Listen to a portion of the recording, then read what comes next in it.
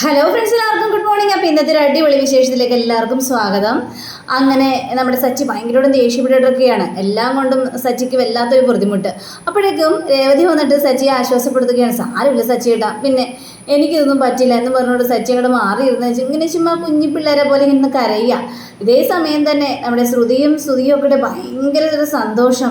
എന്നാലും ആ ഹൽവ കിട്ടിയല്ലോ, ആരായിരിക്കും ആ ഹൽവ കൊണ്ട് വെച്ചിട്ടുണ്ടാവുക? അതിനെന്താ സംശയം ശ്രുതി? അത് ഞാൻ തന്നെയാണ് ഹൽവ കൊണ്ടെന്ന് വെച്ചത്. നിനക്ക് വേണ്ടി തന്നെയാ ആണോ ശ്രുതി? സത്യമാണ് പറഞ്ഞത്? ആ, സത്യം തന്നെ പറഞ്ഞത്. നിനക്ക് ഹൽവ ഇഷ്ടമല്ലേ? അതുകൊണ്ടാണ് ഞാൻ അവിടെ കൊണ്ടുവന്ന് ഹൽവ വെച്ചത്. നീ കഴിക്കട്ടെ എന്ന് വിചാരിച്ച്. ആണോ? ഈ സ്നേഹം എപ്പോഴും ഉണ്ടാവണോട്ടോ ശ്രുതി. പിന്നല്ലാതെ ഈ സ്നേഹം എപ്പോഴും ഉണ്ടാകും ശ്രുതി. ആ, എങ്കിൽ പിന്നെ കുറേ സമയമായി, വന്ന് കിടക്കാൻ നോക്ക് എന്നും പറഞ്ഞ് ശ്രുതി അവിടെ കിടക്കുക. പക്ഷേ ശ്രുതിയാണെങ്കിൽ മനസ്സിലിങ്ങനെ ചിന്തിക്കുകയാണ്, എൻ്റെ ദൈവമേ, ഏതു നിർഭാഗ്യവാനാണാവോ അവിടെ കൊണ്ടുവന്ന് ഹൽവ വെച്ചത്. അതേതായാലും എനിക്ക് ഭാഗ്യമായി പോയി എന്നും പറഞ്ഞ് ശ്രുതി ഇങ്ങനെ ആലോചിച്ചിരിക്കുമ്പോൾ, എന്താ ശ്രുതി, എന്താ ആലോചിക്കുന്നത്? വന്ന് കിടക്കുന്നേ എന്ന് പറഞ്ഞ് ഇവരുടെ കിടക്കാം. ഈ സമയം തന്നെ നമ്മുടെ സച്ചിക്കാണെങ്കിൽ ഭയങ്കര റൊമാൻസ്. രേവതി ഇങ്ങനെ കിടക്കുമ്പോൾ സച്ചി രേവതിയോട് ഇങ്ങനെ റൊമാൻസ് ഒക്കെ കൂടാനായിട്ട് പോവാം. അപ്പോൾ ഈ സമയം തന്നെ പെട്ടെന്ന് നമ്മുടെ ചന്ദ്രമതിക്ക് ഗ്യാസ് കയറി. നെഞ്ചത്ത് അങ്ങോട്ട് ഗ്യാസ് കെട്ടിയിട്ട് ഉറങ്ങാൻ പറ്റുന്നില്ല ചന്ദ്രമതിക്ക്. ചന്ദ്രമതിയുടെ ലൈറ്റ് ഇട്ടിട്ട് ചാടി എണീക്കണം. അയ്യോ എൻ്റെ അമ്മോ, എനിക്ക് വയ്യായേ, എനിക്ക് തീരെ വയ്യായേ എന്നും പറഞ്ഞുകൊണ്ട്. അപ്പോഴേക്കും രവി ചോദിക്കാം, എന്താ ചന്ദ്രമതി, നിനക്കിതെന്താ പറ്റിയത്? നീ എന്താ ഇപ്പം ആദ്യരാത്രി എണീറ്റ് കുത്തിരിക്കുന്നത്? ലൈറ്റ് ഓഫ് ചെയ്യും, മനുഷ്യന് കിടന്ന് ഉറങ്ങണ്ടേ? എൻ്റെ രവിയേട്ടാ, എനിക്ക് ഒട്ടും ഉറങ്ങാൻ പറ്റുന്നില്ല. എനിക്ക് നെഞ്ചുവേദന എടുക്കുന്നേ. എൻ്റെ ഗ്യാസ് നെഞ്ചത്ത് കെട്ടിയിരിക്കുവാണേ. എനിക്കിവിടെ കിടന്ന് ഉറങ്ങാൻ പറ്റില്ല. ഞാൻ ഹാളിൽ വല്ലയിടത്തും പോയി നിന്നോളാം. ഹാളിൽ പോയിരിക്കാനോ? അവിടെ സച്ചിയും രേവതിയും കിടന്ന് ഉറങ്ങുകയല്ലേ? അവരവിടെയല്ലേ കിടക്കുന്നത്? പിന്നെ നീ അങ്ങോട്ട് പോയാൽ എങ്ങനെയാണ് ശരിയാവുന്നത്? അവരവിടെ കിടന്നെന്ന് വിചാരിച്ച് എനിക്കെന്താ കുഴപ്പം? ഞാൻ അവിടെ കൂടി അങ്ങോട്ടും ഇങ്ങോട്ടും നടന്നോളാം രവിയേട്ടാ. എനിക്കിവിടെ തീരെ ഉറങ്ങാൻ പറ്റുന്നില്ല, അതുകൊണ്ടല്ലേ എന്നും പറഞ്ഞുകൊണ്ട് ചന്ദ്രമതി അങ്ങോട്ട് പോയി കഴിഞ്ഞപ്പോഴേക്കും, എൻ്റെ ദൈവമേ, ഇവളൊക്കെ എങ്ങനെയാണ് പറഞ്ഞ് മനസ്സിലാക്കേണ്ടത്? ആ പിള്ളേർ അവിടെ കിടന്ന് ഉറങ്ങുകയല്ലേ എന്നും പറഞ്ഞുകൊണ്ട് രവി. അപ്പോൾ ഈ സമയം തന്നെ നമ്മുടെ സച്ചിയും രേവതിയും കുറച്ച് റൊമാൻസൊക്കെ ആയിട്ട് ഒന്നിങ്ങനെ കെട്ടിപ്പിടിച്ചിങ്ങനെ കിടക്കുക. ആ സമയത്ത് വരുന്നു ചന്ദ്രമതി ഏമ്പക്കവും വിട്ടുണ്ട്. ഇവർ രണ്ടൊരു ചാടി അടിഞ്ഞേ, എന്തത് എന്നും പറഞ്ഞുകൊണ്ട് ചാടി എണിക്കുക. ചന്ദ്രമതി അങ്ങോട്ടും ഇങ്ങോട്ടും പാര ഗ്യാസും വിട്ട് ഇങ്ങനെ ഏമ്പക്കവും വിട്ടിട്ട് ഇങ്ങനെ നടക്കുക. അപ്പോൾ ചോദിക്കുക, നിങ്ങൾക്ക് എന്താ, നിങ്ങൾക്ക് ഇവിടെ ഉറക്കൂല്ലേ? നിങ്ങൾ എന്തിനാണ് ഈ ഹാളിൽ കൂടി പാര ഇങ്ങനെ നടക്കുന്നത്? ഞാൻ ഇവിടെ നടന്നെന്ന് വിചാരിച്ച് നിനക്ക് എന്താടാ കുഴപ്പം? നീ വല്ലയിടത്തും പോയി കിടക്കാൻ നോക്കടാ, ഞാൻ ഇവിടെ കൂടി നടന്നോളാടാ. അപ്പോൾ സച്ചിക്ക് കല്ല് വരികയാണ്. നിങ്ങളിങ്ങനെ നടന്നു കഴിഞ്ഞിട്ടുണ്ടെങ്കിൽ എൻ്റെ കാര്യങ്ങളൊക്കെ എങ്ങനെയാണ് നടക്കുന്നത്? നിന്റെ കാര്യങ്ങൾ നടക്കാൻ ഞാൻ നടന്നെന്ന് വിചാരിച്ച് എന്താടാ കുഴപ്പം? നിന്റെ കാര്യങ്ങളൊക്കെ നടക്കട്ടെ. അതിന് ഞാൻ ഇവിടെ കൂടി നടന്നാൽ നിന്റെ കാര്യങ്ങൾ ഏതാണ് നടക്കാതെ പോകുന്നത്? ഇത് കേട്ട സച്ചി ഒന്ന് സ്തംഭിക്കുക. അതിനുശേഷം, അത് വേറൊന്നുമല്ല, കിടന്നുറങ്ങണ്ടേ, അതാണ് ഞാൻ ഉദ്ദേശിച്ചത് എന്ന് സച്ചി പറഞ്ഞു കഴിഞ്ഞപ്പോഴേക്ക് രേവതിക്ക് ചെയ്ത് സഹിക്കാനായിട്ട് പറ്റുന്നില്ല. എങ്കിൽ കിടന്നുറങ്ങടാ. അയ്യോ എൻ്റെ ദൈവമേ, എനിക്ക് മുതുകുവേനെടുക്കുന്നേ, നെഞ്ചുവേനെടുക്കുന്നേ, എനിക്ക് ഒട്ടും വയ്യായ എന്നൊക്കെ പറഞ്ഞുകൊണ്ട് ഈ ചന്ദ്രമതി ഇങ്ങനെ ഛർദ്ദിക്കാനൊക്കെ പോവാം. അപ്പോൾ ഇത് കണ്ടിട്ട് നമ്മുടെ രേവതി പേടിച്ചു പോയി. രേവതി ഓടി ചെന്നിട്ട്, അയ്യോ അമ്മ, എന്താ പറ്റിയത്? എന്താ പെട്ടെന്ന് ഇങ്ങനെയൊക്കെ വരാനുള്ള കാരണം? അയ്യോ എനിക്ക് തീരെ വയ്യായേ, എൻ്റെ ഗ്യാസ് നെഞ്ചത്ത് കെട്ടിയിരിക്കുകയാണ്. പറ്റുമെങ്കിൽ എനിക്ക് കുറച്ച് ചൂടുവെള്ളം എടുത്തുകൊണ്ട് വരാമോ നീ? ശരി, ഞാൻ കുറച്ച് ചൂടുവെള്ളം എടുത്തുകൊണ്ട് വരാന്നേ എന്ന് പറഞ്ഞ് നമ്മുടെ രേവതി ചൂടുവെള്ളം എടുക്കാനായിട്ട് പോവുക. അപ്പോൾ സച്ചിക്കാണെങ്കിൽ ഇതെല്ലാം കണ്ടിട്ട് കാലിൽ സഹിക്കാൻ പറ്റുന്നില്ല. അയ്യോ, ഇവരെൻ്റെ ഉറക്കം കളയാൻ വേണ്ടി ഇനി ഇവിടെ കിടന്നിട്ട് എന്താ കാര്യം? ഇനി ഞാനിവിടെ കിടക്കുന്നില്ല എന്നും പറഞ്ഞ് സച്ചി പായയും അതേപോലെ തന്നെ തലേണയും ബെഡ്ഷീറ്റൊക്കെ എല്ലാം ചുരുട്ടി കൂട്ടി എടുത്തിട്ട് നമ്മുടെ ചന്ദ്രമതിക്ക് നേരെ ഒരു അലറൽ. ഇത് കണ്ട് ചന്ദ്രമതിയും പേടിച്ചു പോയി. അപ്പോൾ ഇവനാണെങ്കിൽ അവിടെ നിന്ന് ഒറ്റ പോക്ക്. രേവതിക്ക് ഇതെല്ലാം കണ്ട് ചിരി സഹിക്കാനും പറ്റുന്നില്ല. അങ്ങനെ പിറ്റേ ദിവസം രാവിലെ ആയി കഴിഞ്ഞിട്ടും നമ്മുടെ ചന്ദ്രമതിയുടെ ഗ്യാസ് പോയിട്ടില്ല. നെഞ്ചത്ത് ഭയങ്കര വേദന. അപ്പോഴേക്കും ബാമനെയും വിളിച്ചു വരുത്തി.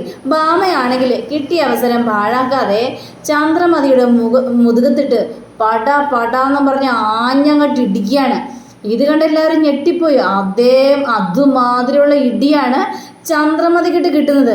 ഇത് കണ്ട് ശ്രുതിയാണെങ്കിൽ അയ്യോ എൻ്റെ ആൻറ്റി ബാമാൻറ്റി അമ്മയെ പതുക്കി ഇടിക്ക്, ഇങ്ങനെ ഇടിച്ചു കഴിഞ്ഞാൽ നമുക്ക് വേറെ എന്തെങ്കിലും സംഭവിക്കും, പതുക്കി ഇടിക്ക്. അങ്ങനെ പതുക്കി ഇടിച്ചാലൊന്നും പറ്റില്ല, നല്ല ആഞ്ഞിടിക്കണം, എന്നാലേ കേസ് പോവുള്ളൂ പറഞ്ഞു. ഭയങ്കര ഇടിയാണ്. അപ്പം രവി, ചന്ദ്രമതി നിനക്ക് വല്ല ആവശ്യം ഉണ്ടായിരുന്നോ ആ ബിരിയാണി കഴിക്കാനായിട്ട്? അപ്പോൾ സച്ചി എനിക്ക് അപ്പോഴേ തോന്നിയായിരുന്നു. ലെഗ് പീസ് കാടിച്ച് വലിക്കുന്ന സീൻ കണ്ടു കഴിഞ്ഞപ്പോഴേക്കും എന്തായിരുന്നു ആർത്തി. ഇപ്പൊ കിട്ടിയപ്പോൾ സമാധാനമായില്ലേ?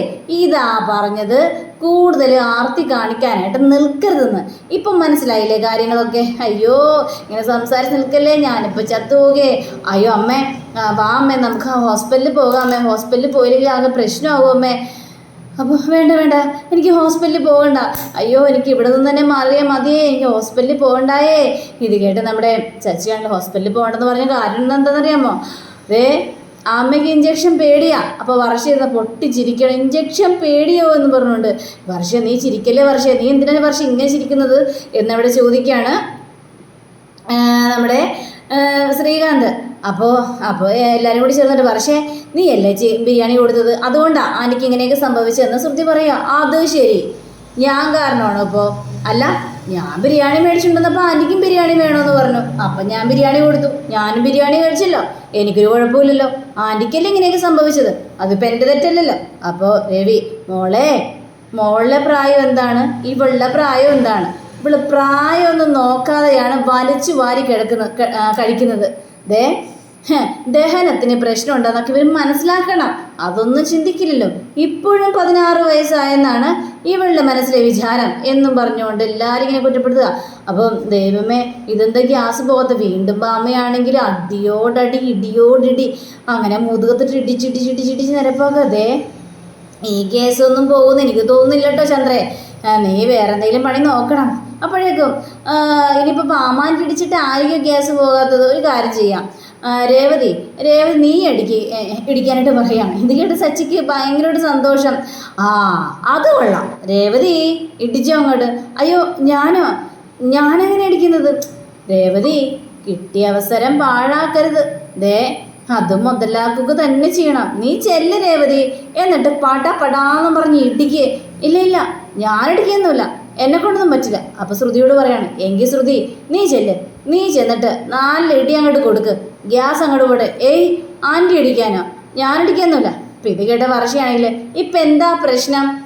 ആൻറ്റിയുടെ മുതുക് നോക്കി നല്ല ഇടി ഇടിക്കണം, അതാർക്കും പറ്റില്ല. എങ്കിൽ ഞാനിടിക്കാന്നേ ഇവിടെ മാറി നിൽക്കുന്നു പറഞ്ഞുകൊണ്ട് ഈ ഡ്രസ്സൊക്കെ എടുത്ത് ഇങ്ങനെ ചുരുട്ടിക്കൂട്ടി, നീ എന്താ ഗുസ്തി മത്സരത്തിന് പോകുന്ന? അല്ല, ആൻറ്റി ഇടിച്ച് നിരപ്പാക്കണ്ടേ? ഇടിച്ച് നിരപ്പാക്കാനോ? നീ ഒന്നും മിണ്ടാതിരുന്നേ, ചുമ്മാ ആവശ്യമില്ലാത്ത കാര്യങ്ങളെല്ലാം പറഞ്ഞ്. അല്ല, നിങ്ങളെല്ലാം പറഞ്ഞത് ഞാൻ ബിരിയാണി കൊടുത്തിട്ടാണ് ആൻറ്റിക്ക് ഇങ്ങനെ പ്രശ്നം ഉണ്ടായെന്നല്ലേ, അത് ഞാൻ തന്നെ മാറ്റി കൊടുക്കാന്നേ എന്നും പറഞ്ഞു വർഷ അങ്ങനെ സംസാരിക്കുകയാണ്. അപ്പോൾ നമ്മുടെ രവി പറയാണ്, ശരി എങ്കിൽ പിന്നെ ഞാനിടിക്കാം. അത് പറ്റില്ല, അച്ഛനടിക്കണ്ട, അച്ഛനടിച്ച് കഴിഞ്ഞിട്ടുണ്ടെങ്കിൽ അച്ഛൻ്റെ കൈ വേദനിക്കും എന്ന് സച്ചിയും പറയാ. എടാ, അപ്പം പിന്നെ എങ്ങനെയാണ് ഗ്യാസിൻ്റെ അസുഖം മാറുന്നത്? ഇവളാണെങ്കിൽ ഹോസ്പിറ്റലിൽ പോകാനായിട്ടും തയ്യാറല്ല, പിന്നെ എന്ത് ചെയ്യും? അതിനൊരു വഴിയുണ്ട് അച്ഛാ. എനിക്ക് മുത്തശ്ശി പറഞ്ഞതാ, ഒരു പൊടിക്കൈ. എന്ത് പൊടിക്കൈ? അപ്പോൾ സച്ചി അവിടെ നിന്ന് ചാടി എണീക്കുകയാണ്. ഈ ഗ്യാസ് പോകാൻ എന്താ വഴിയെന്നറിയാവോ? ഒരു ഒലക്ക എടുത്തിട്ട് മുതുകത്തിട്ട് പടാന്ന് പറഞ്ഞ് കുത്തണം. ഈ ഒരു വർത്താനം കേട്ട് കഴിഞ്ഞപ്പോഴേക്കും നമ്മുടെ ചന്ദ്ര പേടിച്ച് അവിടെ നിന്ന് ചാടി എണീക്കുകയാണ്. എൻ്റെ അമ്മേ എന്നും പറഞ്ഞുകൊണ്ട്. അതോടുകൂടി തന്നെ ചന്ദ്രയുടെ ഗ്യാസിൻ്റെ അസുഖം കൊണ്ട് പോയി. പെട്ടെന്ന് നെഞ്ചത്ത് കെട്ടിക്കിടന്ന ആ ഗ്യാസ് പെട്ടെന്ന് അങ്ങോട്ട് പോവുക. അപ്പോൾ ചന്ദ്രയ്ക്ക് ഭയങ്കര സന്തോഷം, എല്ലാവർക്കും സന്തോഷം. അതെ രവിയേട്ടാ, എൻ്റെ ഗ്യാസ് പോയി, അയ്യോ തങ്ങിക്കിടന്ന് എൻ്റെ ഗ്യാസ് പോയേ, ഇപ്പോഴാണ് ആശ്വാസമായത് എന്നും പറഞ്ഞുകൊണ്ട് അങ്ങനെ എല്ലാവർക്കും അത് വളരെ സന്തോഷം തോന്നുകയാണ്. അങ്ങനെ എല്ലാവരും പോയി കഴിഞ്ഞപ്പോഴേക്കും രവി വീണ്ടും ചന്ദ്രയെ ഉപദേശിക്കുകയാണ്. എൻ്റെ ചന്ദ്രേ, ഇനിയെങ്കിലും ഭക്ഷണം കഴിക്കാൻ നേരത്ത് നീ നിൻ്റെ മനസ്സിലൊന്ന് നിൻ്റെ പ്രായം ഒന്ന് ചിന്തിക്കുക, അതിനുശേഷം നീ ഭക്ഷണം കഴിക്കുക, അല്ലാതെ വലിച്ചു വാരി കഴിക്കാൻ നിൽക്കരുത് ചന്ദ്രേ എന്ന് പറഞ്ഞുകൊണ്ട് സച്ചിയും പോവുക. സച്ചിയും അതേപോലെ തന്നെ രവിയും പോവാണ്.